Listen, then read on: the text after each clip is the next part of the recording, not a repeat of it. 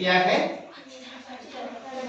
एक चतुर्भुजाकृति। कैसी है? चतुर्भुज। आप कैसे कहेंगे कि ये चतुर्भुजाकृति है? अगर आपसे कोई ये पूछ ले कि बताइए कि चतुर्भुज किसे कहते हैं, तो आप बेटा बस उनको ये बताना कि ऐसी आकृति, ऐसी आकृति जो चार रेखाखंडों से, चार रेखाखंड कौन से? इसको इससे मिलाया एक रेखाखंड, इसको इससे मिलाया दूसरा रेखाखंड, इसको इससे मिलाया तीसरा रेखाखंड और इसको इससे मिलाया चौथा रेखाखंड। तो इसका मतलब है चतुर्भुज किसे कहते हैं? ऐसी बंद आकृति। बंद क्यों है? क्योंकि ये चारों तरफ से घिरी हुई है, चारों तरफ से बंद है ना, कहीं निकलने के लिए जगह नहीं, तो इसी को हम कहते हैं बंद आकृति। तो हम कहेंगे चतुर्भुज किसे कहते हैं? तो ऐसी बंद आकृति जो चार रेखाखंडों से, जो चार रेखाखंडों से घिरी हुई होती है, उसे हम क्या कहते हैं? चतुर्भुज कहते हैं। तो चतुर्भुज किसे कहते हैं? ऐसी बंद आकृति जो चार रेखाखंडों से घिरी हुई होती है, उसे हम क्या कहते हैं? चतुर्भुज कहते हैं। समझ में आया? अब चतुर्भुज के बारे में ये पूछा जाता है कि बताइए कितने शीर्ष होते हैं। तो शीर्ष का मतलब होता है एक कोने। शीर्ष का मतलब क्या होता है? कोने। इसी को कहते हैं कोना, इसी को कहते हैं बेटा शीर्ष। तो कितने शीर्ष होते हैं? एक, दो और ये तीन और ये कैसा है? चार। तो इसका मतलब है चतुर्भुज में कितने शीर्ष हैं? चार शीर्ष हैं। अब बात आती है बेटा भुजाएं कितनी हैं?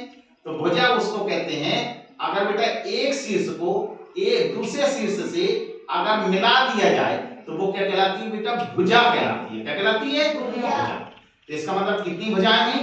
इसको इससे मिलाया तो एक भुजा, इसको इससे मिलाया तो दूसरी भुजा, इसको इससे मिलाया तो तीसरी भुजा और इसको इससे मिलाया तो चौथी भुजा।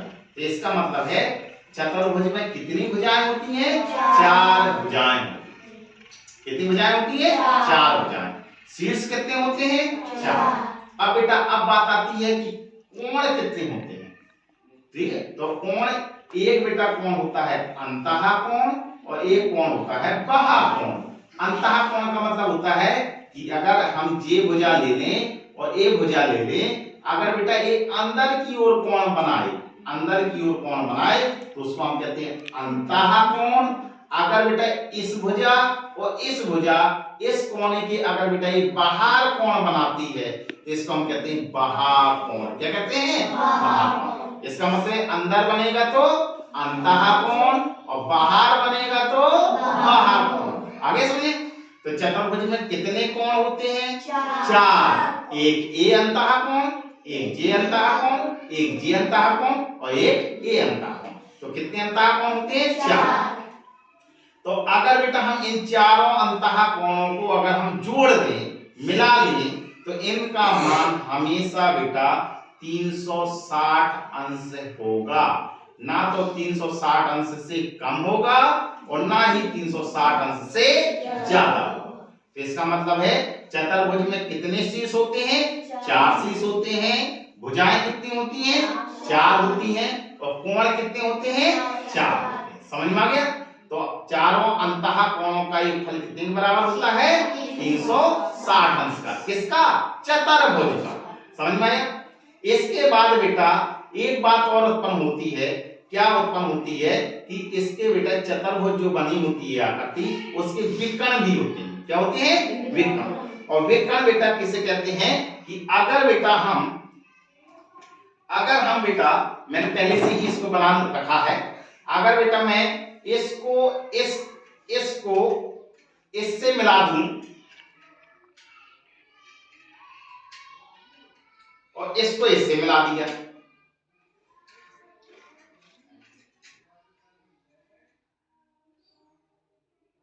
इसको मैंने इससे मिलाया और इसको मैंने बेटा इससे मिलाया। ठीक है, तो अगर बेटा ऐसी आकृति हो जाए, अगर इसको हम इस कोनों से मिला दें, तो आपने देख रहे होंगे कि अगर इस कोने को इस कोने से मिला दें तो ये बेटा क्या कहलाता है? विकर्ण। ये कैसा है? एक विकर्ण है। ये आपका पहला विकर्ण है। इसी प्रकार से अगर इस कोने को इस कोने से मिला दूं तो ये बेटा कौन सा विकर्ण होता है? दूसरा विकर्ण होता है। इसका मतलब है कि चतुर्भुज में कितने विकर्ण होते हैं? 2 विकर्ण होते हैं। लेकिन ये जरूरी नहीं कि हर चतुर्भुज में ये विकर्ण बराबर हो। अभी मैं आपको चतुर्भुज के प्रकार भी बताऊंगा, ठीक है। तो आपने देखा कि चतुर्भुज में 4 कोने होते हैं, यानी 4 शीर्ष होते हैं, और 4 भुजाएं होती हैं, और 4 क्या होती हैं? कोण होते हैं। कौन से कोण होते हैं? अंतःकोण, ठीक है। और कितने विकर्ण होते हैं? 2 विकर्ण होते हैं। इसी प्रकार से बेटा अब मैं आपको ले चलता हूं कि अगर हम बात करें कि अगर जैसे ये विकर्ण दिए गए हैं, ये 2 विकर्ण दिए गए हैं, जरा बताओ बेटा इनके कोने में, यानी इनका जो कटान बिंदु है, ये कटे हुए हैं, तो इनके बीच में कितने अंश का कोण बन रहा है? तो बेटा प्रत्येक विकर्ण के कटान बिंदु पर हमेशा बेटा 90 डिग्री का कोण बनेगा। कितने अंश का कोण बनेगा? 90 डिग्री। 90 का मतलब क्या होता है? 90 अंश का। इसका मतलब है कि चतुर्भुज के जो भी विकर्ण होंगे वो आपस में बेटा कितने? लंबवत होंगे। क्या होंगे? लंबवत। लंबवत का मतलब होता है 90 अंश का कोण बनाएंगे। आ गया? और साथ ही में क्या होंगे? समद्विभाजित भी होंगे। समद्विभाजित। समद्विभाजित का मतलब जितनी बेटा इस विकर्ण की भुजा की लंबाई है उसके कटान बिंदु से, यानी कि यहाँ जो ये कटा हुआ है, 2 विकर्ण जो मिले हुए हैं, जहां पे कट जाए इसको बेटा कटान बिंदु कहते हैं। और इस कटान बिंदु से इसकी भुजा की दूरी और यहां से इसकी भुजा की दूरी आपस में कैसी होंगी? बराबर होंगी। इस प्रकार से क्या है कि विकर्ण जो है वो आपस में कैसे होते हैं? समद्विभाजित भी होते हैं और आपस में परस्पर लंबवत भी होते हैं। समझ में आया? तो चतुर्भुज में कितने शीर्ष? 4 शीर्ष, 4 भुजाएं, 4 अंतःकोण, और विकर्ण कितने? 2। और चतुर्भुज किसे कहते हैं? ऐसी आकृति जो 4 रेखाखंडों से घिरी हुई होती है, और लेकिन कैसी होनी चाहिए? बंद होना चाहिए। बंद आकृति हो, उसे हम क्या कहते हैं? चतुर्भुज कहते हैं। बच्चों बनती है। अगर बेटा मैं आपसे कहूं कि इसको आपको अगर बेटा वर्ग बनाना है, क्या बनाना है? वर्ग। अगर बेटा हमें वर्ग बनाना है तो हमें क्या करना पड़ेगा बेटा कि इनकी जो भुजाएं हैं, वर्ग में कैसा होता है? वर्ग में हम ये जानते हैं कि चारों भुजाएं कैसी होनी चाहिए? बराबर। अगर बेटा ये चारों भुजाएं अगर मैंने बराबर ले ली तो इसका मतलब ये कौन सी है? आकृति वर्ग है। लेकिन साथ में ये भी होना चाहिए कि प्रत्येक भुजा के बीच में ये भुजा, एक ये भुजा, तो प्रत्येक भुजा के बीच में कितने अंश का कोण बनेगा? 90 अंश का कोण बनेगा। इसका मतलब है कि वर्ग की खास बात क्या है कि वर्ग हम ऐसी बंद आकृति को कहेंगे, यानी ऐसे चतुर्भुज को कहेंगे जो चारों ओर से तो बंद होनी चाहिए और साथ में कैसे होनी चाहिए? चारों भुजाएं आपस में बराबर होनी चाहिए, और साथ में प्रत्येक भुजा के बीच में कितने अंश का कोण बना होना चाहिए? 90 अंश का कोण बना होना चाहिए। प्रत्येक 2 भुजाएं, ये एक भुजा ये, एक भुजा ये, तो 2 भुजाओं के बीच में कितने अंश का कोण बना होता है? 90 अंश। चलो ठीक है, आपकी चारों भुजाएं बराबर हो गई, चारों अंतःकोण इनके क्या हो गए? आपने 90 अंश के बना दिए। साथ में इसमें क्या होता है कि अगर हम इनके बेटा विकर्ण मिला दें, विकर्ण आप जानते हैं कि कोने को कोने से मिलाना। अगर हम बेटा इनके विकर्ण खींचें,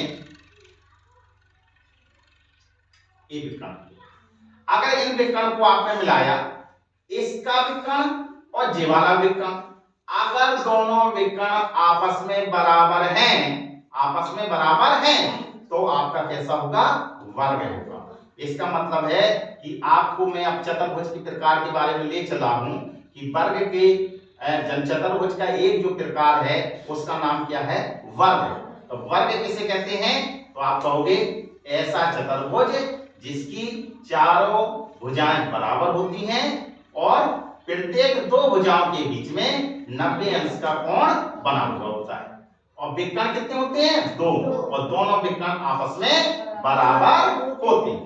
तो तो उसे हम क्या कहते हैं बेटा, वर्ग कहते हैं। तो ये आपने खास बात सीखी कि वर्ग किसे कहते हैं, तो वर्ग उसे कहते हैं जिसकी चारों भुजाएं बराबर हों और दोनों विकर्ण आपस में बराबर हों और दो भुजाओं के बीच में बना कोण कितने अंश का होना चाहिए, 90 अंश का।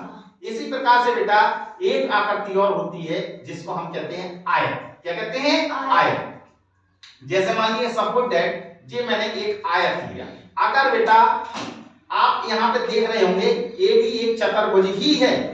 ये देखिए चारों तरफ से भुजाएं ये हैं, ये चारों तरफ से आकृति बंद है, इसका नाम क्या है, आयत। लेकिन आयत इसका नाम क्यों दिया गया, आयत हम बेटा इसका नाम इसलिए देंगे क्योंकि अगर बेटा ये बेटा वर्ग ही था लेकिन हमने अंतर हल्का सा ये कर दिया कि अगर ये भुजा और ये भुजा आपस में बराबर हो जाएं और ये भुजा और ये भुजा आपस में बराबर हो जाएं तो इसको हम क्या कहेंगे, आयत। क्या कहेंगे, आयत। इसका मतलब है आयत किसे कहते हैं, तो आप कहोगे ऐसा चतुर्भुज जिसकी आमने सामने की भुजाएं बराबर होती हैं। क्या आपको ए वाली भुजा इस भुजा के बराबर दिख रही है, नहीं दिख रही है। अगर ये भुजा इस भुजा के बराबर हो जाती तो वो क्या हो जाता, वर्ग हो जाता। क्या हो जाता, वर्ग। इसका मतलब है कि जितनी ये भुजा दिखाई दे रही है उतनी ही भुजा ये दिख रही है, जितनी ये दिख रही है उतनी ही ये दिख रही है। इसका मतलब है इसकी भुजाएं क्या है, आमने सामने की भुजाएं बराबर। लेकिन इसमें भी यही खास बात है कि प्रत्येक दो भुजाओं के बीच में कितने अंश का कोण बना होता है, 90 अंश का। यहाँ पर भी 90 अंश का बनेगा, यहाँ पर भी 90 अंश का और यहाँ पर भी 90 अंश का। अब विकर्ण की बात आती है, तब विकर्ण आप कहते हैं कि अगर इस कोने को इस कोने से मिला दिया जाए इसको हम क्या कहते हैं, विकर्ण।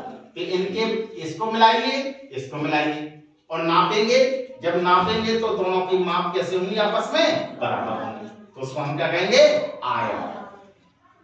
तो इसका मतलब है कि आयत में आमने सामने की भुजाएं बराबर होती हैं, इनके दोनों विकर्ण आपस में बराबर होते हैं। प्रत्येक दो भुजाओं के बीच बना कोण कितने अंश का होता है, 90 अंश का होता है। तो आप लोगों ने कितने लोगों ने सीख लिया कि वर्ग किसे कहते हैं और आयत किसे कहते हैं, हाथ उठाइए। ठीक है, तो आज आपने बेटा आयत और वर्ग के बारे में सीखा। Thank you.